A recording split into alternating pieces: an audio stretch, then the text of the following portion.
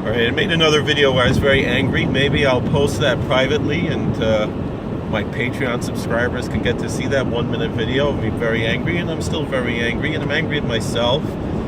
But the power of Torah is just amazing.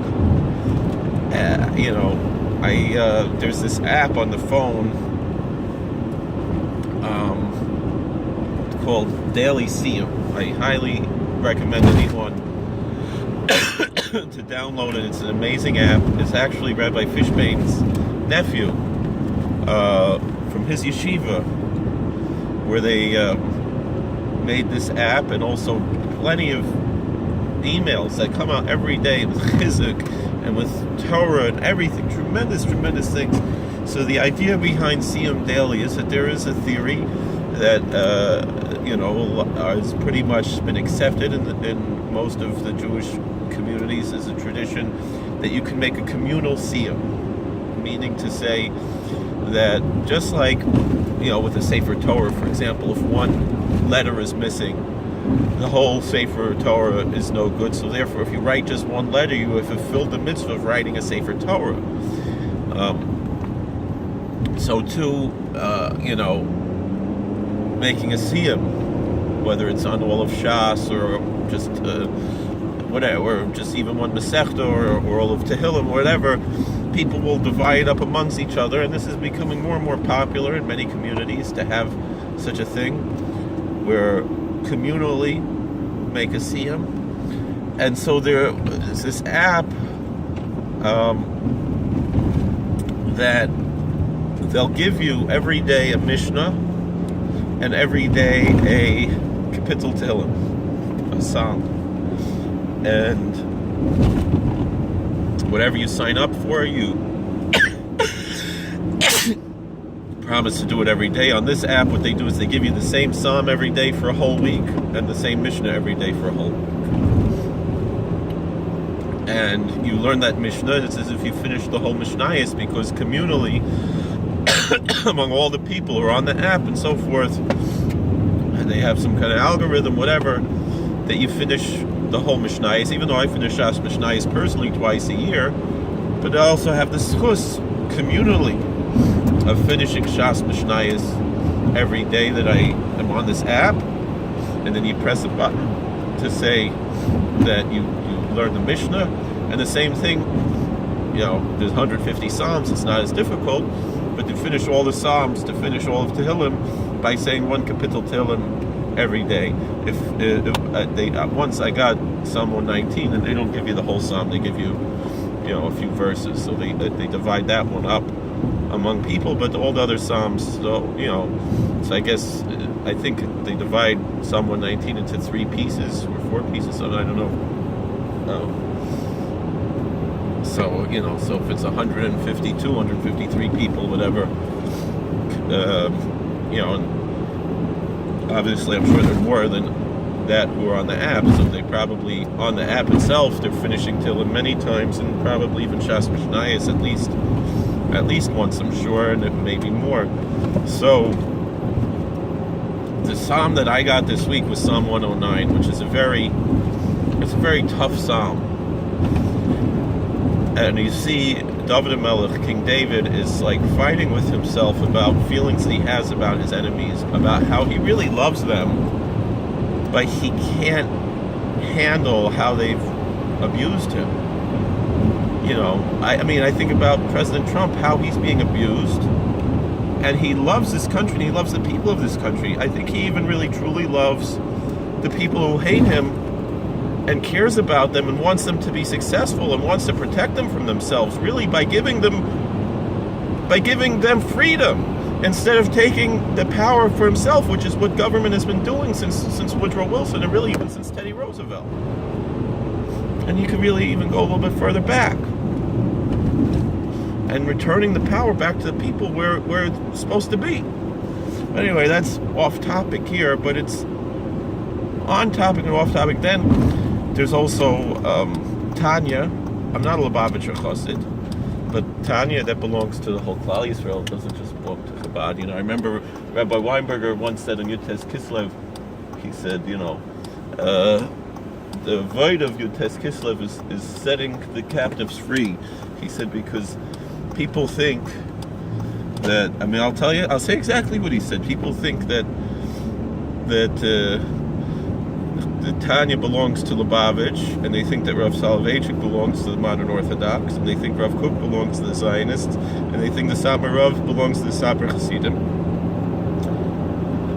And all of these tzaddikim are in prison, and we have to set them free. And they think that, and you could go on. We think Rav Hirsch belongs to the Yekas, and we think the Vilner Gaon belongs to the Litvakas, and this.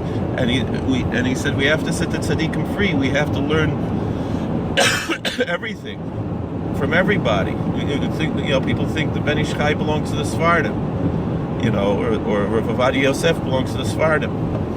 And the thing is, all of these tzaddikim, I'm not going to comment about Rav Kook and Rav Soloveitchik, but certainly to Rabbi Weinberger, those are his tzaddikim. He holds them to be tzaddikim, and even among Satmar Chasidim, I've heard people say that although they don't follow the ideas or the psakim of Rav Kook or Rav Soloveitchik, I heard the brother Rav Shlita, who's a big Satmar Chassid, he's very Makur of the Malchus to Reb Zalman Leib.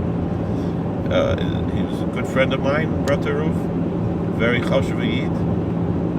He told me, I remember when I was a young bacher, he said, "With a Molge heard from J.B. Soloveitchik, as given a chushuv yid, as given a groise yid, as nicht given kan tziyoni." And the thing is, my Rosh Hashiva was also a Talmud of Rav Soloveitchik. Also said, my Rebbe, Rabbi Yosha Ber, it was as given a voile yid, as nicht given kan tziyoni. He said that in front of the chief rabbis of Israel at the time. I remember it was in Washington D.C. We were at a conference, and both chief rabbis of Israel were sitting there, and Rabbi Braunspiegel, Shlema, he said, my Rebbe, Rabbi Yosha Ber, was given a voile yid. He was not a tziyoni, and he said that in front of Metzger and Rabbi Shlomo Mar.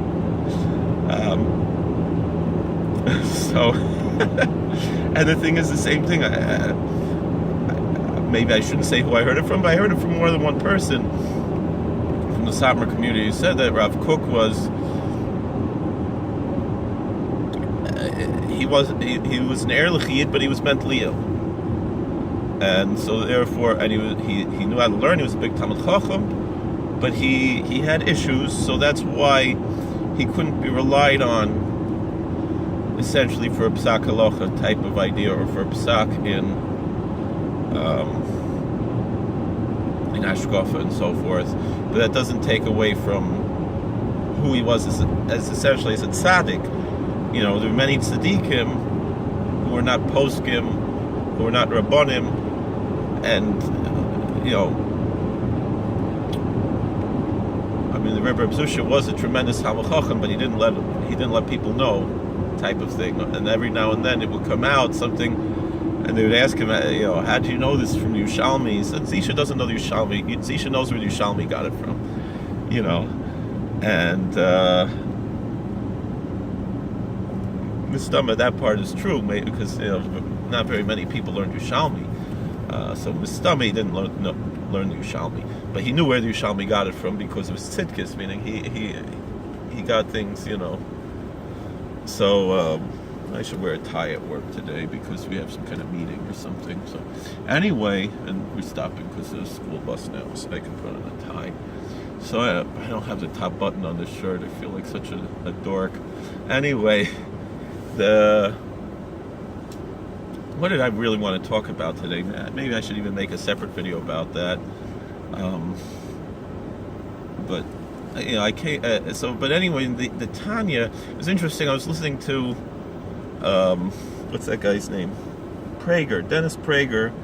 What are they waiting for? They have to say goodbye with the dogs and everything. People have to get to work. So anyway,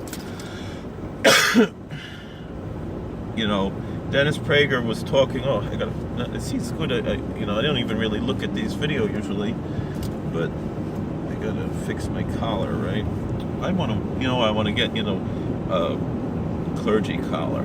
Then I don't have to wear a tie, right?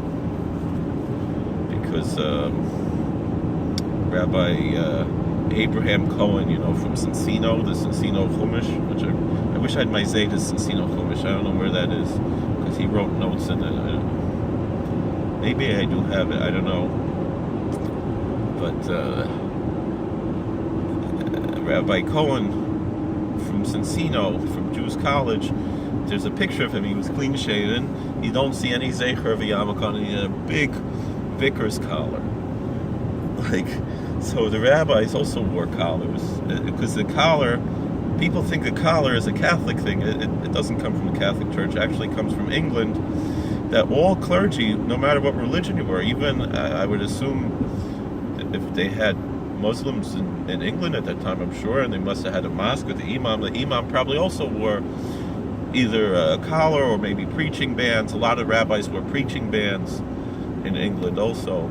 That was the style for clergy.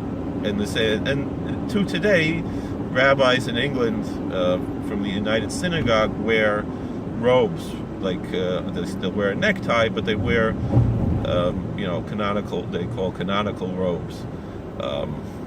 And I myself, if I'm doing a funeral for a modern person, something, I preferred to wear, at the last funeral I did, I wore a canonical robe. And I also wear struckas on Shabbos. Struckas is like the Doctor of Divinity robe, really.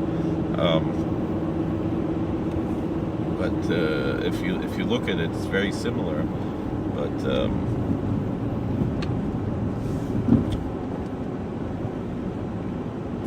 anyway,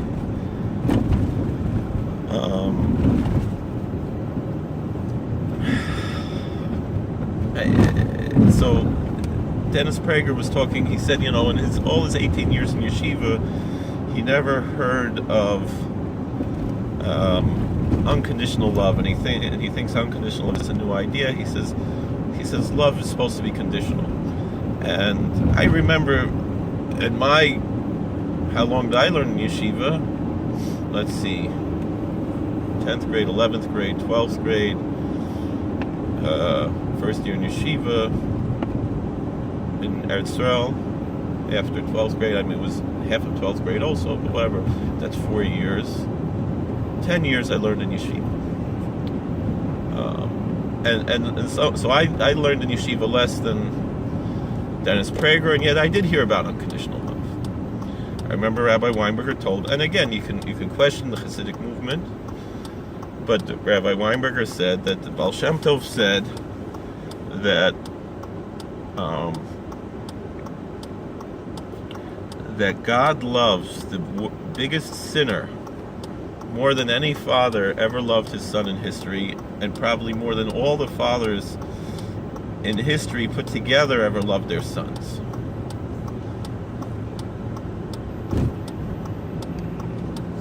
And not probably, definitely, because God's love is infinite. And I know it's the Christians who say God is love, but here the Baal Shem Tov teaches that.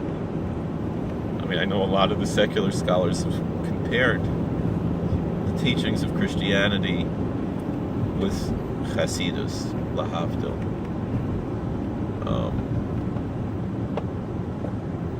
But so that's why I mentioned the Tanya and letting the Tanya out of jail.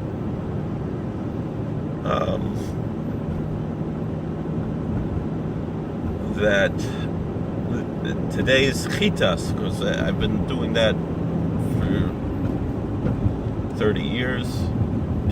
Not 30 years, I'm 35 years old. 20 years, more probably 21, 22 years, at least opening the chitas every day. If I don't actually read it, at least I open it and try to read a little bit for that day, just to have a connection to Hasidic Sefer every day. And it's convenient, so you don't have to be and it wasn't the last Lubavitcher Rebbe was Miyasa, that it was already Rayatz, who everybody held from the Rebbe Rayatz. The Satmarov, one of the few funerals he went to ever was the funeral of the Rebbe Rayatz. In America, for sure, Satmarov didn't go inside the Beis Chaim, but he They drove him to Queens, and he sat there in the car to show cover to the Rebbe Rayatz. My birthday is his Yortzei, Yud Shvat.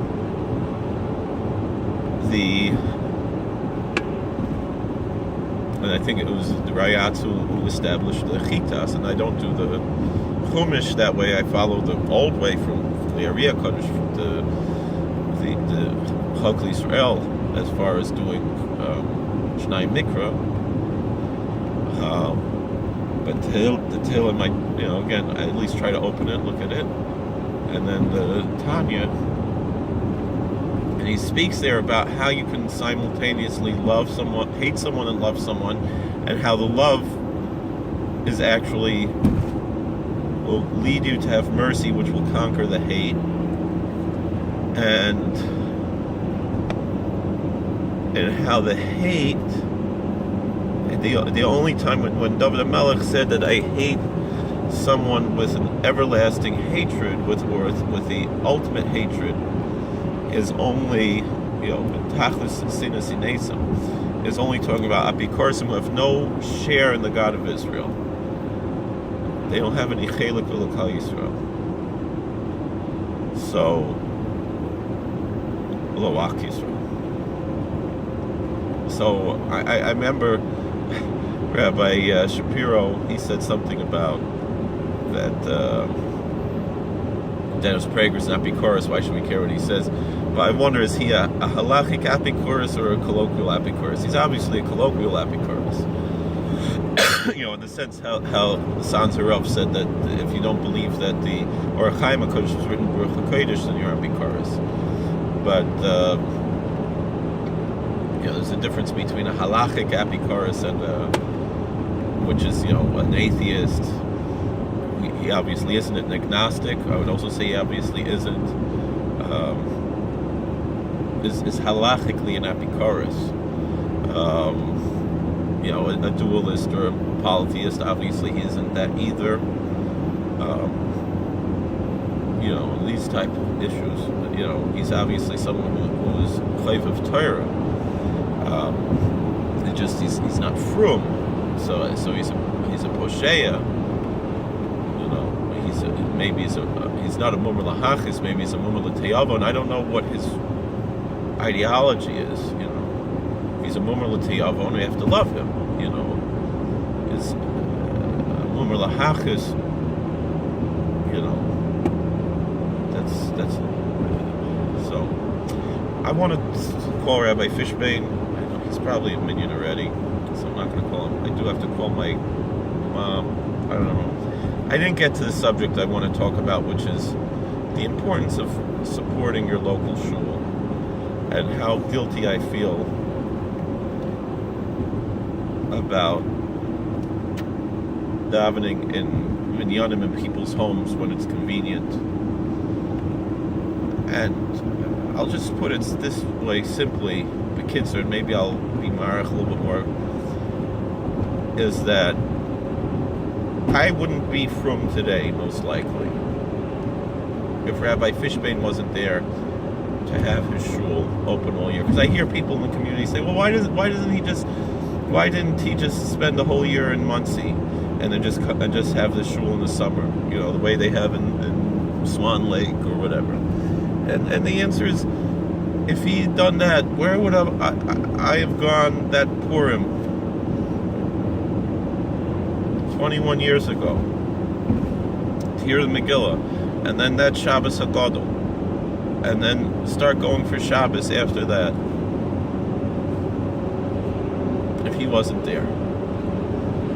And so what if there's another Joey from Calicut who maybe wants to learn a little bit more about Yiddishkeit? Maybe he just lost his Zeta, who was from, and you're starting on the way, but you're still in public school and not really 100% Shomer Shabbos yet, not really 100% Shomer Kashrus yet.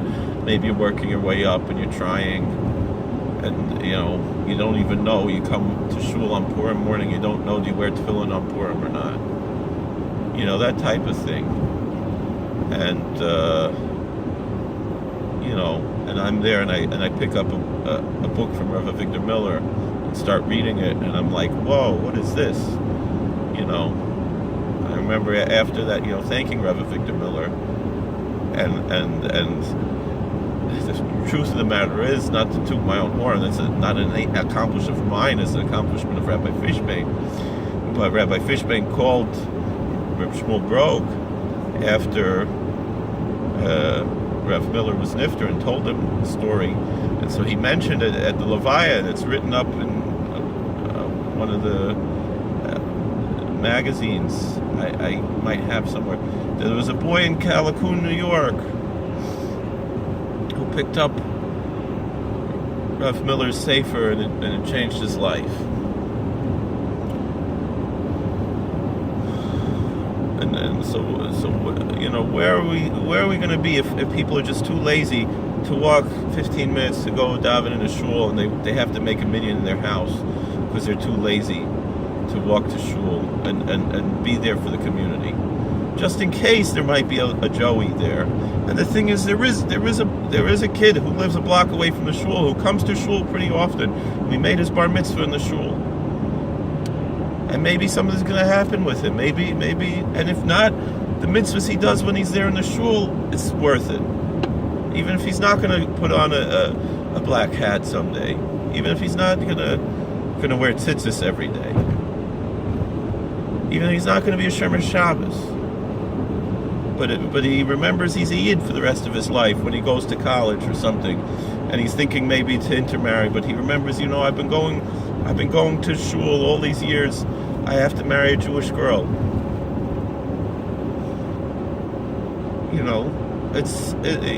I know ideologically I have issues with that type of Yiddishkeit, obviously, but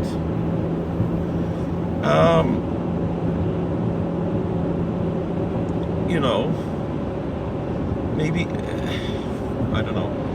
I was listening last night on WhatsApp to Avram Goldstein, and someone asked him, how'd you become so frum and Hasidish? And he said the answer was, it wasn't from the rabbis who were playing the guitar and saying, oh, you're so holy. It was from the little old lady in Williamsburg who yelled at him, that's chametz, and it put Yerushalayim into him. And it showed that she cared about him. I don't even know if he was Jewish yet at the time. I don't know what the story was. But imbued him with Yerushalayim, and he knew that the Yerushalayim, that sharpness came from a place of love.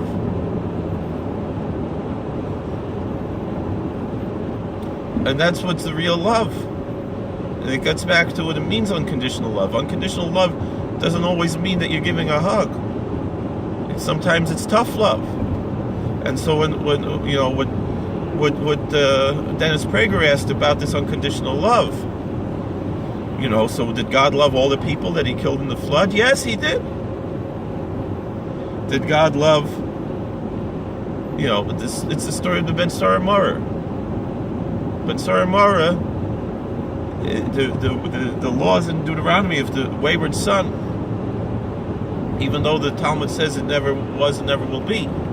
But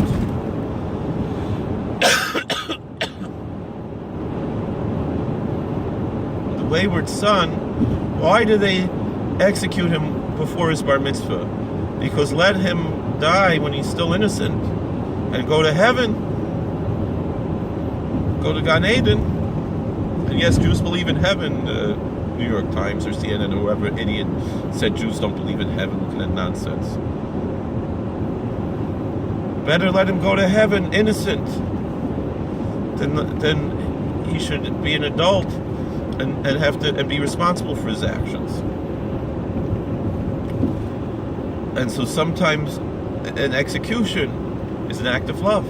We tell any person who is to be executed to repent and to confess, and through their confession they'll be worthy to life in the world to come.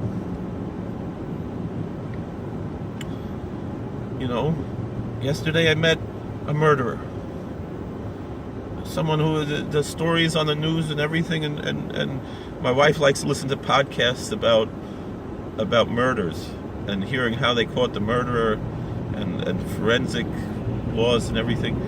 And I told her, I just met this guy, and then she said, you know what happened? On my phone, podcast recommendations, it was his story. I'm not going to say anything more because I work in an institution. This guy seemed like a nice guy, a good, bright-eyed, born-again Christian guy. He committed this crime almost 30 years ago, and he turned his life around 11 years ago. He started going to church, and he got married and everything. He made this one horrible mistake in his life. His wife is sticking with him, and it's a whole crazy story. He has a life sentence. And I truly believe he got changed. In another institution where I worked, there was someone who just got out of a prison, and he told me, he said they don't have a Protestant chaplain in that prison. So who's the pastor of the Protestant church in that prison? It's David Berkowitz, the son of Sam. And he said, you would never believe this guy is is the same guy. The difference is our guys, they never even did it. The only one who was actually guilty maybe was the Spinker Rebbe, and he did it just to help other people. He did it. He was doing a mitzvah. It was a mitzvah Baba Vera, but he's gone around and giving speeches about how you shouldn't do this anymore. But he was helping feed poor people. And he didn't rat on the person who. And the Gaba went to jail for not ratting on the person who really benefited from the crime. There's certain tzidkus in that. But all right, so he paid his debt to society, Spinker Rebbe, and he, but it was definitely there was definitely the mitzvah there and the habova there, and in a certain sense it was Mesiras Nefesh, that he's willing to go sit in jail to help feed a poor family. He wasn't pocketing any money. It was genuine charity. Just he was giving back some change, And it's a crime and it's wrong, but all right. Well, but and so he talked about that, and he gives drushes about how it was wrong. All right. Well, I'm at work now. I didn't have time to make all the phone calls I wanted to make. But thank you for watching. God bless. Please like, share, and subscribe. Comment. And we'll see you all later. Thank you for everything. And I still got to get this off my back, off my shoulders about these home minyanim, and I'm guilty of that, and it's really bothering me since Shabbos, and I really got to talk about this, and I want to give Musar, and I need to talk to all of my Rebbeim about how to deal with this. I think I might even send an email to Rabbi Weinberger. I don't like to bother him. I know he's busy, but I might send him an email to talk to him about this. Thank you for watching. God bless. Please like, share, and subscribe.